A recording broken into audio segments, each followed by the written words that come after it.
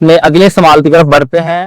عید Pentecost کا تاریخی خلاصہ ہمیں تھوڑا سا بتائیں.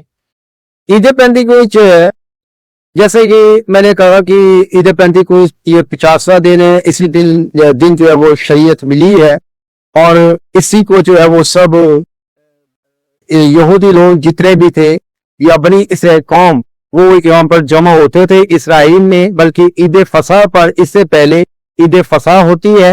عید فصح پر یہ آتی ہے اور یہ سارے وہاں پر جمع ہوتے ہیں.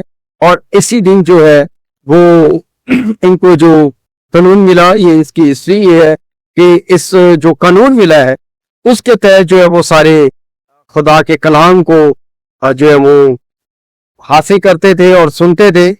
تو اسی دن کیا ہماری خوش قسمتی یہ ہے کہ اسی موقع پر روح قدس جو ہے وہ نازل ہوتا ہے، اور خدا کا کلام جو ہے وہ وہاں سے یروشلم سے جو ہے وہ دوبارہ جو ہے وہ آغاز ہوتا ہے. وہاں پر کوئی سینہ سے گیا، یہاں پر جو ہے ہمیں ملتا ہے کہ وہ یروشلم سے ہوا، کیونکہ نبیوں کی پیشن گوئی جو ہے وہ یروشلم سے ہے کہ یروشلم سے اس کا آغاز ہوگا.